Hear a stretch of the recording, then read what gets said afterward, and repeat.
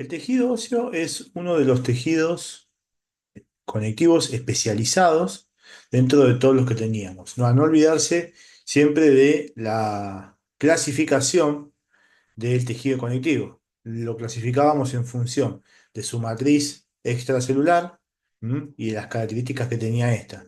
En un tejido conectivo embrionario, un tejido conectivo del adulto y un tejido conectivo especializado. Justamente esos tejidos conectivos especializados se llaman así porque su matriz, y además sus células, pero particularmente su matriz, se ha especializado en alguna tarea, ¿no? O ha tomado como alguna función particular y lo agrupamos dentro de este grupo. En el caso del tejido óseo, lo más llamativo que vamos a ver a lo largo de la clase es que el tejido óseo tiene la capacidad de mineralizarse, es decir, su matriz extracelular tiene la capacidad de mineralizarse en formas de cristales de hidroxiapatita.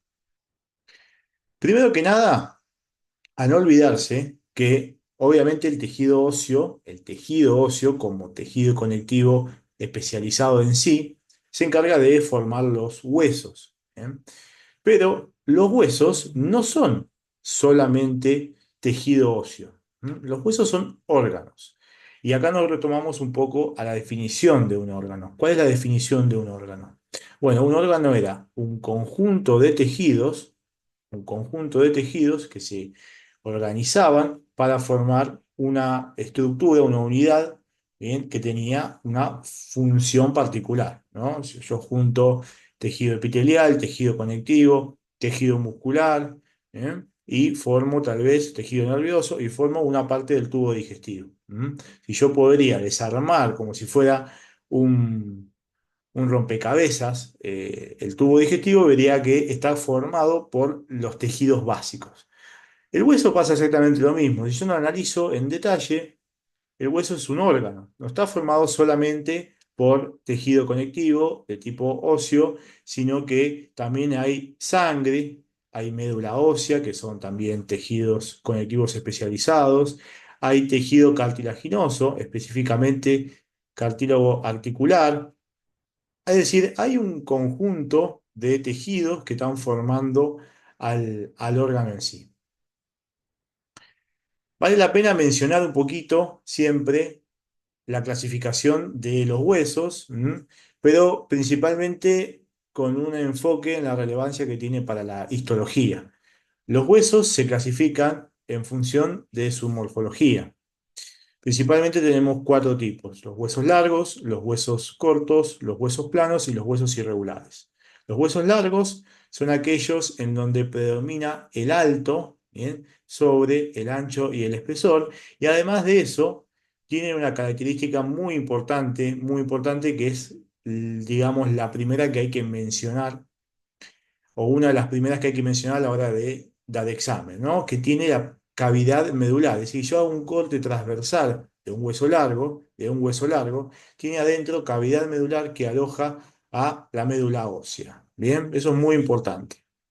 Además, ahora lo vamos a ver en detalle, presenta epífisis, una epífisis proximal, una epífisis distal y una diáfisis. Bien, y tiene un crecimiento especial. Por otro lado, tenemos los huesos cortos, donde no predomina ni el ancho ni el alto, son como cúbicos, y estos huesos se encuentran formando complejos articulares, por ejemplo, el complejo articular de la muñeca o el complejo articular del tobillo. Bien, entonces estos huesos principalmente no predominan ni el ancho ni el alto, y siempre se encuentran en relación íntima con otros huesos. Los huesos planos, donde predomina el ancho por sobre el espesor, tienen la característica de ser una tabla, como si fueran una tabla, ¿bien? Y por último, los huesos irregulares. Los huesos irregulares justamente se llaman así porque tienen muchos accidentes óseos, ¿bien? Y estos accidentes óseos no tienen un patrón general, ¿bien? Por eso se llaman huesos irregulares. Los mismos los vamos a encontrar siempre en la línea media, ¿bien? En lo que es el esqueleto axial. En cambio, los huesos largos los vamos a encontrar por lo general en el esqueleto apendicular. Algo importante de mencionar muy importante de mencionar, es que los huesos de tipo plano, algunos huesos pueden presentar lo que es una tabla interna y una tabla externa y un contenido entre estas dos tablas que se llama diplore. ¿Bien? A no olvidarse de eso. Y otra cosa importante es que los huesos largos siempre tienen una cavidad en su interior que contiene médula ósea. Y esto nos lleva a preguntarnos, bueno, entonces, las costillas, ¿son un hueso largo? ¿Son un hueso plano? Bueno, las costillas se escapan un poco de las explicaciones que venimos mencionando, pero podemos agruparla dentro de un hueso plano. ¿Por qué? Porque si yo hago un corte transversal de una costilla, me doy cuenta que la misma no tiene en su interior una cavidad medular. Entonces, cuando analizamos un hueso, nos damos cuenta que principalmente es tejido óseo. Está constituido por tejido óseo en toda su extensión, en las epífisis tanto proximal como distal, en la parte articular, en las superficies articulares, habrá tejido conectivo de tipo cartilaginoso, específicamente tejido conectivo articular.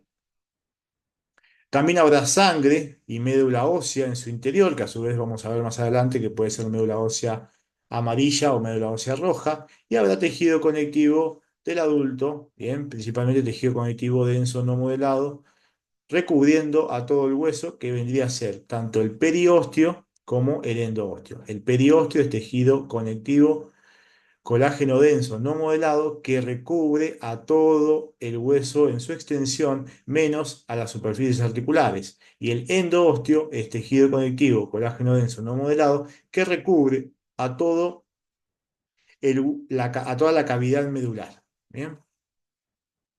No olvidarse que los huesos largos tienen una epífisis proximal, una diáfisis, que vendría a representar el cuerpo, y una epífisis distal.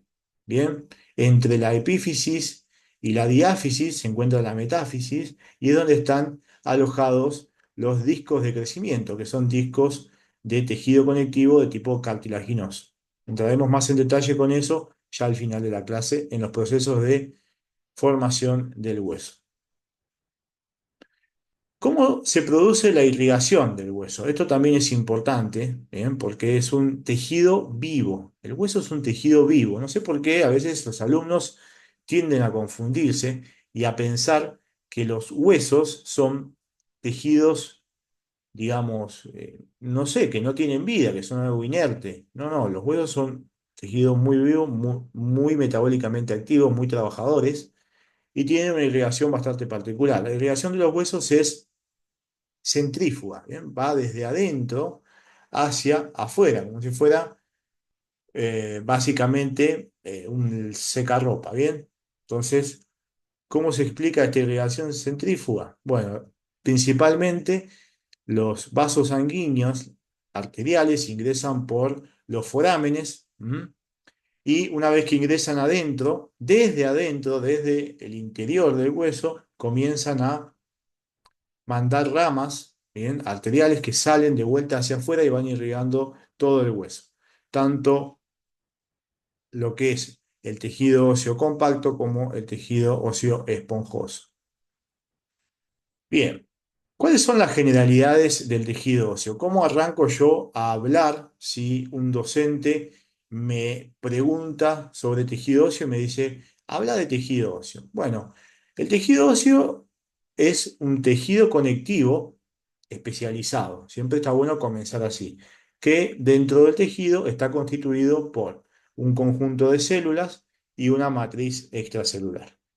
Esta matriz extracelular es la que tiene toda, digamos, la que se lleva todos los puntos de la fiesta. ¿Por qué? Porque es una matriz que tiene la capacidad de mineralizarse en forma de cristales de hidroxiapatita. Y esta mineralización hace que sea muy rígida y de esta manera pueda servir para distintas funciones. Por un lado, hay que pensar en las funciones que tienen los huesos, tanto los huesos largos como los huesos planos, donde tienen una función de palanca, ¿no? De locomoción, muy importante. Además, los huesos planos y los huesos irregulares tienen una función de protección, siempre adentro de la protección brindada por huesos planos tenemos estructuras vitales muy importantes, como por ejemplo el tórax, que está formado en parte en la región posterior por las vértebras y la región anterior por las costillas y el esternón. Es una caja perfecta que en su interior contiene el corazón, los pulmones, el timo, los grandes vasos, parte de otras estructuras huecas como el esófago, la tráquea, etcétera, etcétera. Bien, es decir, que esas serían como las dos funciones más importantes de los huesos: el sostén y la protección, por un lado, y por el otro lado, una función que la van a ver un poco más en lo que es la materia de fisiología. El hueso interviene en lo que es el almacenamiento del calcio y del fosfato, que son dos iones esenciales para principalmente todos los procesos fisiológicos, tanto de la conducción eléctrica como procesos propios del medio interno. Bien. Entonces, ya metiéndonos un poco más en histología, si yo tengo que empezar a analizar cuáles son los componentes del tejido óseo en sí, comienzo hablando y diciendo, bueno, el tejido óseo se divide en dos partes, como todos los tejidos, tiene un componente celular y un componente de matriz extracelular. Si nosotros nos centramos en el componente celular, vemos que de un grupo de células llamadas células osteoprogenitoras, osteo de hueso, progenitoras de progenie, que van a dar origen a, de un grupo de células osteoprogenitoras van derivando otras células, como los osteoblastos, que será la célula principal del tejido óseo, la que se va a encargar de producir toda su matriz extracelular, la que luego se va a mineralizar, osteocitos, células de revestimiento óseo y osteoclastos. ¿Bien? Por el otro lado, todas estas células, pero principalmente el osteoblasto, se encarga de producir la matriz extracelular, que es el otro componente del tejido. Esta matriz extracelular, a su vez, como todos los tejidos conectivos, no se olviden que siempre nos vamos a centrar en lo que era tejido conectivo general, tejido conectivo del adulto. ¿Eh? ¿Por qué? Porque las características generales se compartían en todos. Después había algunas que otras variaciones. En lo que es el tejido conectivo ahora óseo, bien, la matriz extracelular se divide en dos componentes, un componente fibrilar y un componente de sustancia fundamental, igual que como veníamos analizando. Ahora, el componente fibrilar en este tejido es muy importante, es muy grande. Tiene una proporción del 90%, es decir, que si yo prácticamente podría observar la matriz extracelular, todo lo que estoy viendo prácticamente es componente fibrilar. ¿Y qué componente fibrilar es? Bueno, principalmente colágeno de tipo 1. Bien, colágeno de tipo 1. Solo recordar que el colágeno de tipo 1 es el que se encuentra en un 90%, es el de mayor cantidad, que es un buen dato para los choice. También tenemos en el 10% restante de la matriz extracelular la sustancia fundamental, que no escapa demasiado a la sustancia fundamental del tejido cartilaginoso, de tipo hialino y demás, ¿no? Sí, principalmente proteoglucanos, glucoproteínas multiadhesivas y proteínas osteoespecíficas. ¿Bien? Algo importante que tanto el componente fibrilar como el componente de sustancia fundamental se mineralizan. ¿Bien? Y esto es algo que no hay que olvidarse, se mineralizan. Y esto es lo que le da la característica tan importante a esa matriz celular y por eso está agrupada dentro de los tejidos especializados. Dentro del componente celular, habíamos dicho que teníamos varios tipos de células. Teníamos células osteoprogenitoras, ¿bien?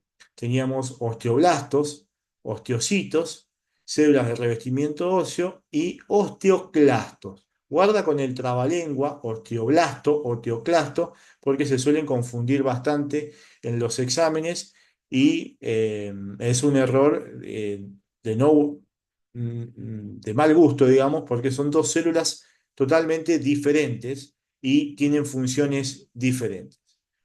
Algo importante de notar que las células van derivando de las células osteoprogenitoras. ¿Eh? Las células osteoprogenitoras derivan a su vez, en la embriogénesis, de otra célula más grande que se llama citoblasto mesenquimático, ¿bien? Que eso ya se va a ver un poco más en embriología, pero este citoblasto mesenquimático se diferencia a células osteoprogenitoras. Estas células osteoprogenitoras se van a encontrar tanto en la superficie más externa del hueso como en la superficie más interna del hueso y van a ir, digamos, diferenciándose en los distintos tipos de células que acabamos de mencionar. Van a pasar de células osteoprogenitoras a osteoblastos, que son unas células que tienen una morfología mononuclear, cúbica, a veces parecen ser poligonales, y el citoplasma de estas células es muy basófilo. Son células metabólicamente muy activas, de ahí el prefijo blasto. ¿Bien? Entonces, estas células lo que están haciendo principalmente es, como siempre digo, fabricar su casita, fabricar su matriz extracelular. Estos osteoblastos, luego de que terminan de sintetizar toda su matriz extracelular, pasan a llamarse osteocitos, que no es otra cosa que el osteoblasto, pero más inactivo, metabólicamente inactivo y pasa a cumplir otras funciones. El osteocito es una célula mononuclear también, es decir, tiene un solo núcleo, más pequeña que el osteoblasto porque se ha reducido en tamaño, más aplanada, con un citoplasma más pálido, ¿bien? Y básicamente se va a encontrar en el tejido que ya esté formado, ¿bien? Por otro lado tenemos células de revestimiento óseo. Estas son células interesantes porque son células que derivan también del osteoblasto y son las células que tienen una morfología parecida a lo que sería un fibrocito o un fibroblasto, ¿no? Dependiendo del estado metabólico de la célula. ¿Por qué? Porque justamente van a pasar a formar el periósteo, bien, que es una membrana de tejido conectivo que rodea todo el hueso, y el endoosteo, que también es una membrana de tejido conectivo que rodea la parte interna de la cavidad medular. Estas células son también células aplanadas, bien, que tienen también un citoplasma bastante claro, bien, bastante acidófilo pálido, y son difíciles de distinguir. Y por último tenemos los osteoclastos. Los osteoclastos son células grandes, de gran tamaño, bien, son multinucleadas, es decir, que tienen no siempre tienen un solo núcleo, tienen a veces más de un núcleo. El citoplasma es acidófilo intenso, ¿bien? Y se pueden observar a veces, no siempre, sí, está en la teoría, pero no siempre se puede observar, como que sus bordes están festoneados, ¿bien? Dándole la característica de un osteoblasto y pudiéndolo distinguir así en los preparados citológicos, ¿bien?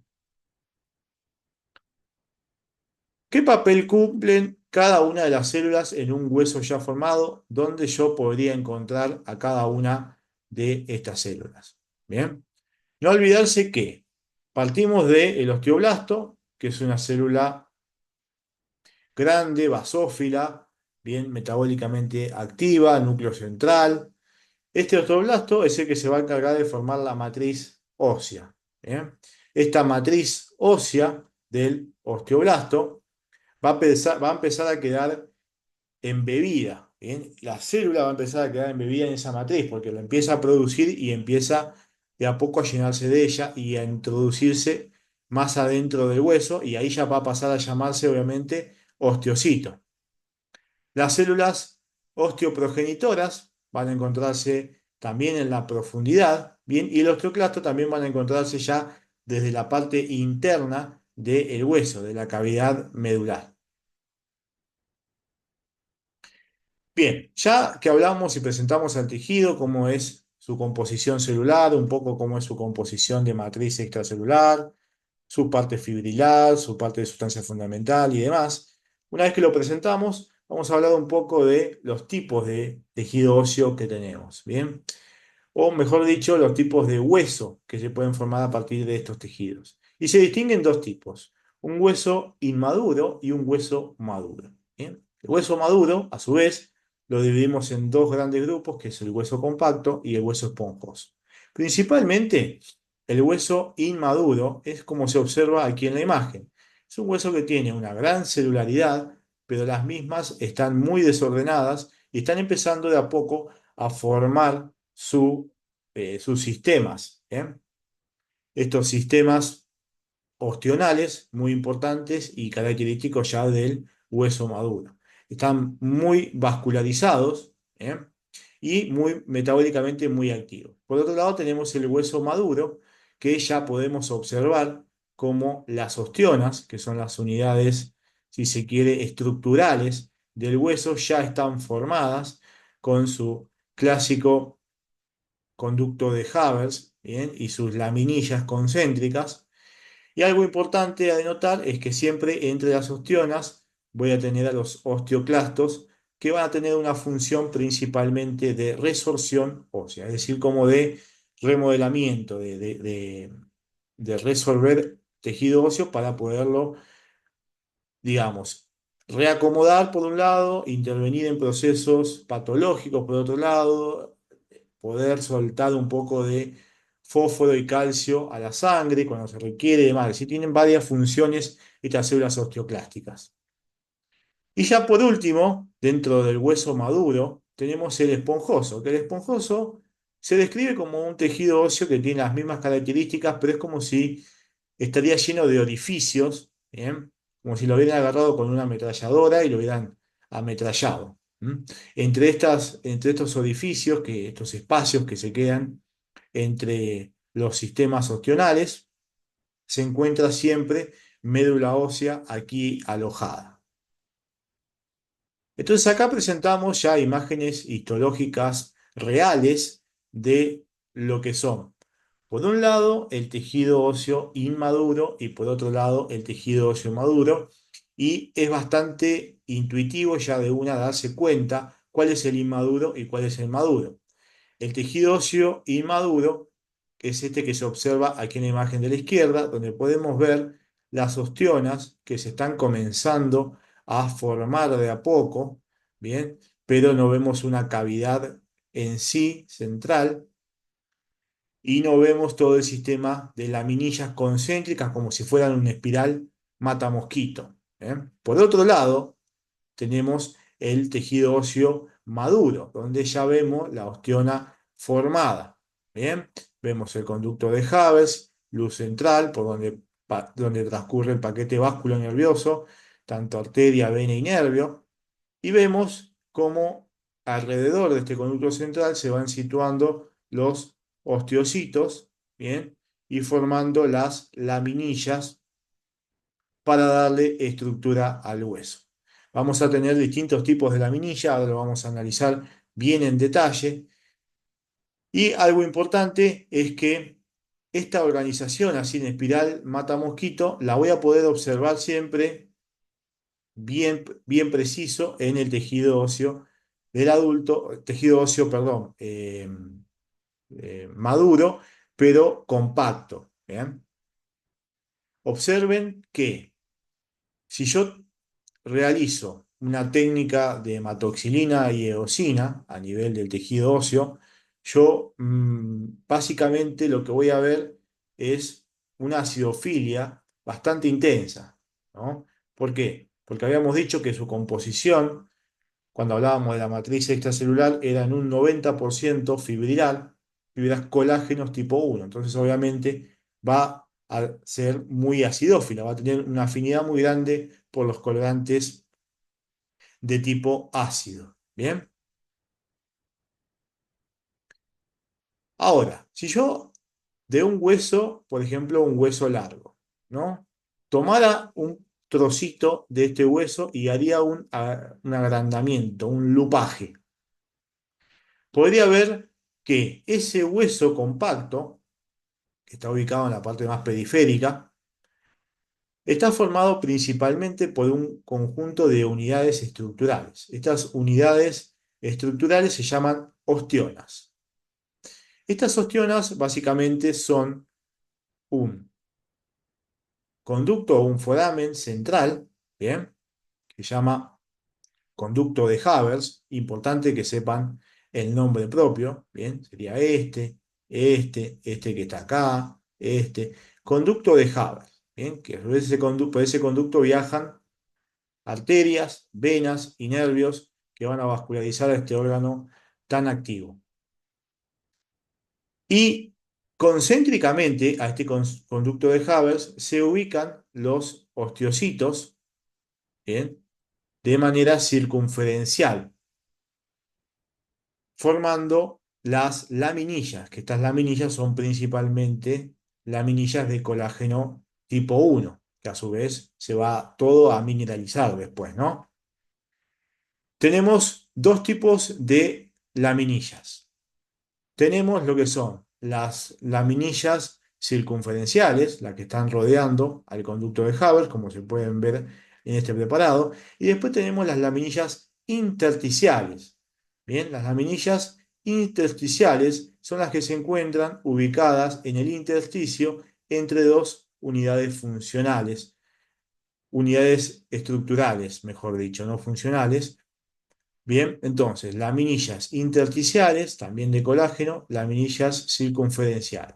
Bien, habíamos dicho que tomábamos un pedacito del hueso, entonces, obviamente, la parte periférica de un hueso largo, por ejemplo, va a ser tejido óseo compacto y la parte más interna va a ser esponjoso.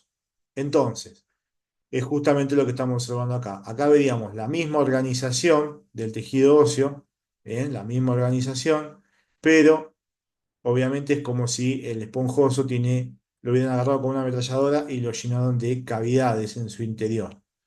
Algo importante a recordar, que todos los conductos, bien, de Havers, que cada conducto de Havers pertenece a una ostiona, están comunicados por otros conductos que se llaman conductos de Boltzmann. Estos conductos comunican ambos sistemas ostionales. ¿Bien? Entonces, habíamos dicho que el hueso era un órgano, no era un tejido. ¿Por qué? Porque estaba formado por un conjunto de tejidos. Entonces, otro tejido importante que no hay que olvidarse nunca es el periósteo. El periósteo es tejido conectivo denso, no modelado, que rodea a todo el hueso, menos a las superficies articulares, ¿bien? Y también está muy, muy vascularizado. Esta es otra técnica para observar hueso, bien, que es por desgaste. Y en esta técnica podemos observar con mayor detalle algo muy interesante, que es la comunicación que existe entre los osteocitos. Esta es la osteona, como veníamos observando en las imágenes anteriores, no se ve obviamente la misma coloración, pero sí se nota su estructura, que es la misma, bien, conducto de Havers, laminillas concéntricas, ¿m? Pero pueden verse entre las hileras de laminillas concéntricas como unas estriaciones, bien, así, transversales, que conecta esta célula con esta célula, bien. Y así pueden verse, aquí se ven también, aquí se ven también. ¿Y esto a qué viene? Esto viene a tratar de explicar que la irrigación de la osteona llega desde el conducto de Havers. ¿Bien? Impacta la sangre en la primera hilera de células, la primera hilera de osteocitos. Y desde ahí todos los nutrientes van difundiendo, ¿bien?, hacia la periferia de la osteona. Es decir, que hasta acá llega la sangre y de acá no pasa hacia adentro, va difundiendo por estas comunicaciones intercelulares. Esta es una imagen que siempre pongo porque ayuda por ahí a recordar todo el sistema. Las manos vienen a representar a los osteocitos, ¿bien? La soga que están sosteniendo en forma redondeada recubre una cavidad que es el conducto de Havers, ¿bien? Y esta soga vendría a ser la laminilla circunferencial. A su vez, cada antebrazo de la mano es la comunicación de esta célula con la célula que estaría, digamos, contigua. Acá observamos una imagen con mucho más detalle de, digamos, todo el sistema osteonal con el conducto de Haves y podemos ver cómo están unidas, comunicadas los osteocitos, ¿bien? Por estas estriaciones como si fueran transversales, ¿bien? Ahora, ¿cómo está formado el hueso? ¿Cómo se constituye el hueso? Se constituye a nivel de dos procesos. Por un lado tenemos la formación de hueso a partir de lo que es la osificación intramembranosa y por otro lado tenemos la formación del hueso a partir de la osificación endocondral.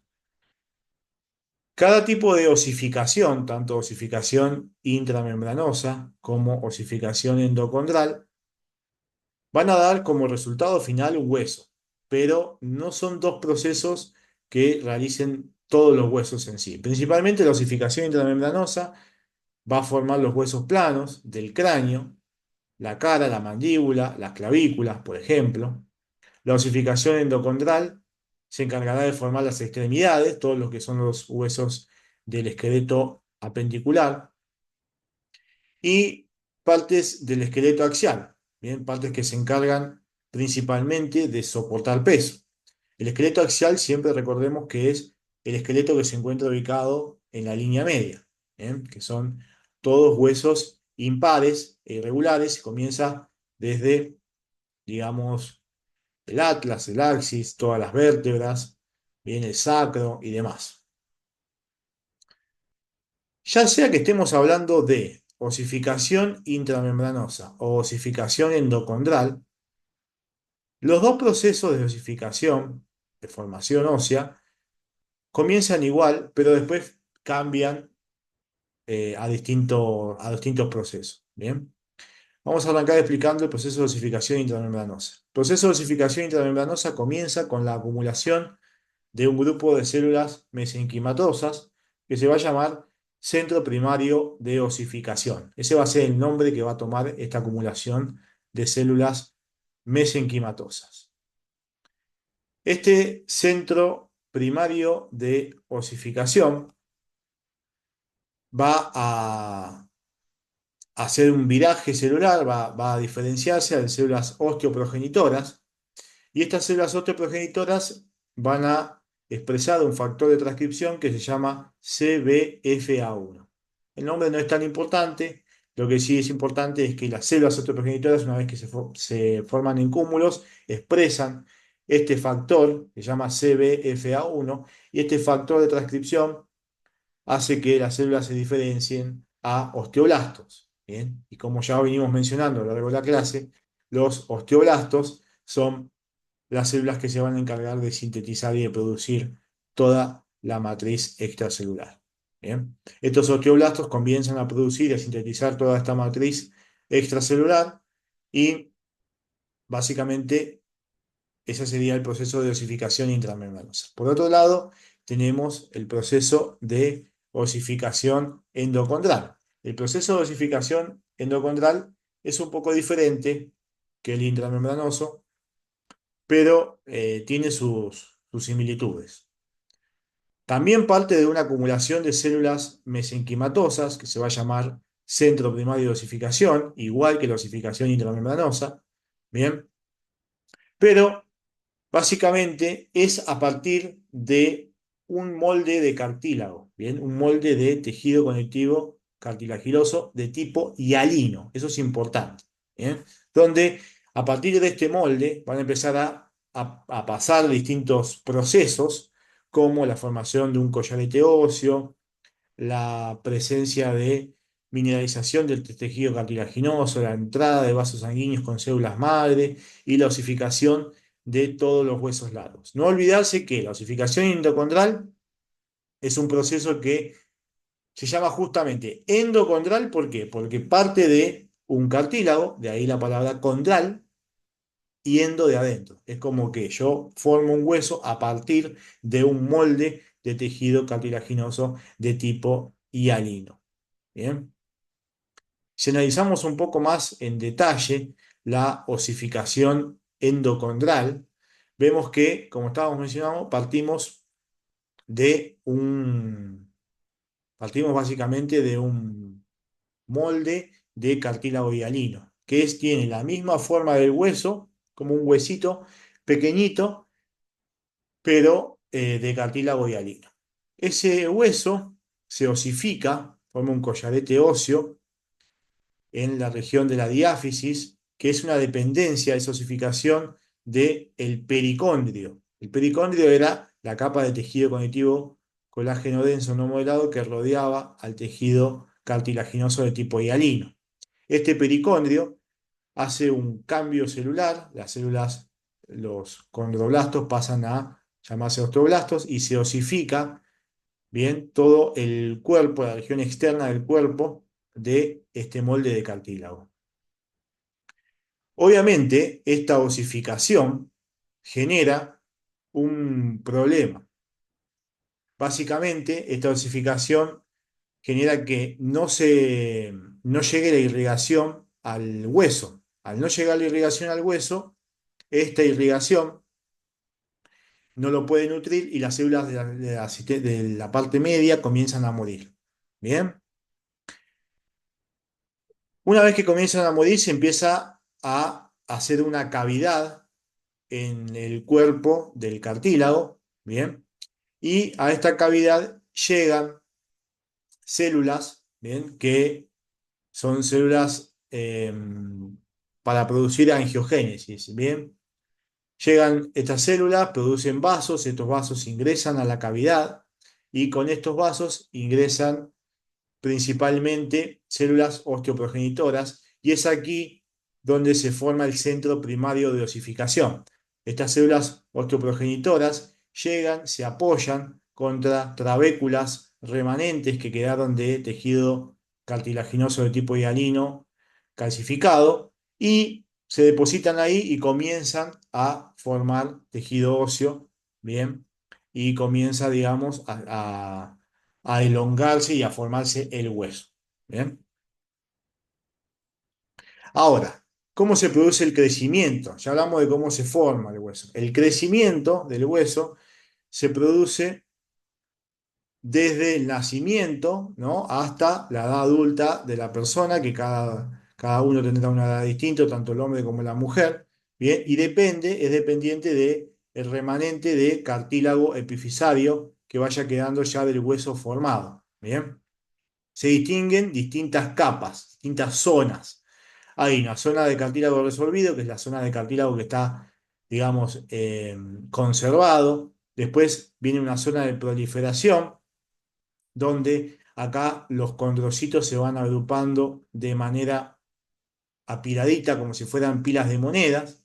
Luego viene una zona de hipertrofia, donde ya no hay difusión, porque estamos a nivel de la parte ósea del cuerpo, entonces no está llegando difusión al cartílago, y en este sector los condrocitos mueren, por eso se llama zona de hipertrofia. Cuando muere el condrocito es como que se hincha, y al hincharse, nada, parecen hipertrofiados. Luego mueren y se calcifica este cartílago. Esta se llama zona de cartílago calcificado. Bien, y en ese cartílago calcificado que va quedando, en ese remanente, ya es donde se apoyan las células osteoprogenitoras, bien, que luego van a virar a osteoblastos. También va a haber osteoclastos y es donde a partir de ahí se va a empezar a formar el hueso. Bien, acá tenemos una imagen real de este proceso desde la parte más periférica hacia la parte más central. Acá tenemos otra imagen que puede explicar exactamente lo mismo. Bien, de la parte más periférica, más proximal, mejor dicho, hacia la parte más profunda, podemos ver las distintas capas. Tenemos un sector de cartílago, digamos, de reserva. Después este cartílago de reserva va, digamos, dividiéndose. Luego entramos a lo que es la hipertrofia de estos de estos condroblastos. Bien, acuérdense que estos condroblastos, al no llegar la irrigación, se, se morían y antes de morirse se hipertrofian. Bien, y acá se ve claramente. Y ya después llegamos a la región trabecular, a la región de resorción, donde están formadas las trabéculas y a partir de aquí se está formando el hueso. Bien. Entonces, a no olvidarse, siempre. Zona de cartílago resolvido o zona de cartílago de reserva, zona de proliferación de esos condrocitos, zona de hipertrofia, ¿bien? Y zona de cartílago calcificado. Acá tenemos exactamente lo mismo. Zona de almacenamiento, zona de cartílago de reserva, zona de proliferación. Principalmente nos damos cuenta que estamos en la zona de proliferación porque los condrocitos se ubican de manera en forma de como pilas de moneda, zona de hipertrofia, bien, y zona de resorción.